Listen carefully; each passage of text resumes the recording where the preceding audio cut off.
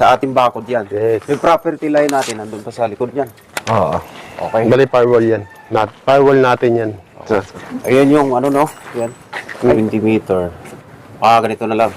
Out na lang tayo dito ng... Sukatin mo na ito kung ilan. Ito lang. Metro tayo. So, ayan. Sukatan mo na ito. Dito.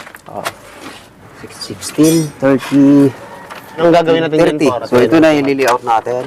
Yan. So, papansin natin to. Mm. Ito yung floor plan na susundan muna natin. So, ngayon, ilili-out na natin to para mabubutas na yung mga pundasyon. Gagamitin natin yung napakalaking PC60. bako. Okay. 30 cm. Meron ng 30. Sukat ka ng 170. Yan yung seatback natin, engineer. Sa ano mo iguhit? Sa may... Di, siding, para makita natin. Okay, angat ka konti. Yan. Para makita natin yung ating markings. Yan. 170. Sukat ka ng 15. Mula dyan. 15. Mula dito. 15. Papunta doon. So next, balik ka ulit dun. Yan. Diyan ka kukuha. Next, 320. Papunta doon. Sige, doon ka. Hawakan ko, Petro. Sige, 320. Go. Huwag mo lang idikit sa engineer, sa... 320. Okay, yan. Layo ko ng konti. Ano yan? Wide angle yan. 320 yung sukat nila galing dito sa may Kuwait na yan. Okay. So, sukat ka ulit ng 15. Hindi, 4 lang, 4. Ano lang, 10 cm. Sige, go ahead. Sige, gagawin natin, sukat ka ulit doon ng 230. Sige, game. Ayun sinasabi ko sa mga kahoy niyan. 230. Okay. So, meron na tayong 320, 230. Akin na lapis, para hindi ako maligaw. Ito. Merong seatback dito na 2 meter. 2 meter. 200. Tapos, ang sunod niyan, 320. Sana yun? Sana yung weight mo? Tayo mga setback natin yun, guys. 320. Setback natin 200 mm. Yan ba? 320. 320. 320. Next natin, 230. 230. Meron mo tayong 230. 230. Bali, setback pala natin 4 is 2 meters, no? 2 meters pala yun. Next, 2 meter. Correction. Yung setback natin 2 meters pala. 2 meter ka ulit. May lapis ka dyan, gamitin mo. Sige. 2 meter. Okay. 230. Tapos, 2 meter na tayo. Yan ang sinasabi ko sa mga kahoy na yan. So, next, kabila.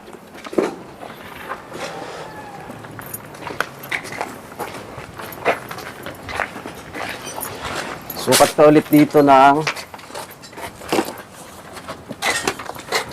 dito. Sukat ka ulit ng 170. Sukatin mo daw yan. Sukatin mo yan. 20. 20? Okay. 20 plus 35. Sukat ka ng 55. 35. Sukat ka ng 165. Mula dito. 65. 165. Baba ka. Malayo ka na eh. Yan. 165. 165. Tapos, so yan yung 165, 3, 4. Teka, may problema itong ano na to. Bakit hindi parehas? Ayan. 140, sige. 140. Mula dito. Mula dyan, siyempre sa ano mo, sa kuhit. 140, sige. Double check natin to pag naghulog tayo ng ano. Doon tayo maglalagay ng tansi pag nakahulog tayo. Clear mo yung sukat mo, ha? Baka hindi natin makita. Dagdag ka ng ano? 2 meter pa. Tapos doon ka magsukat. Mula dyan sa 140 mo. 2 meter. Doon ka magsukat.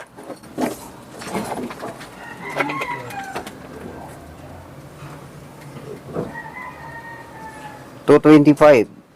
Sunod. 25. Doon ka muna, doon ka muna. Sa 2 meter na sinasabi ko. Malilito ka eh. Hindi hawakan ko Baka dito. hindi mo na, ano. Saan yung guhit mo dito? Ito ba yan? O, sige. Okay.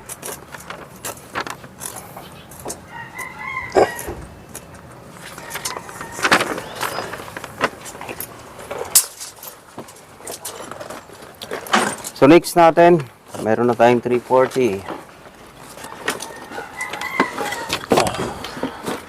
Tanda ah.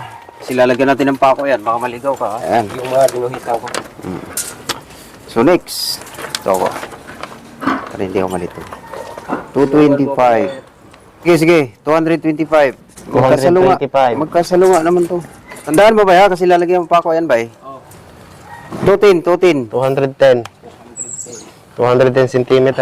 361. Dito. Sunod, 3. Teka. Nawala na ako. 363. 363. Oo. Ano yung katapat doon sa isa. Lagyan muna ng pako. Bago tayo proceed sa gitna. Pakuan muna yun. Tapos double check ko. Bago tayo mag-proceed. Ay. Oops. Okay. Susunod yan. Babakbakin na ng bako yan. Yung bawat pundasyon natin. So, bako na maghukay yan mga tol. So, bawat butas natin nasa mga 150 by 180 meter yung lalim.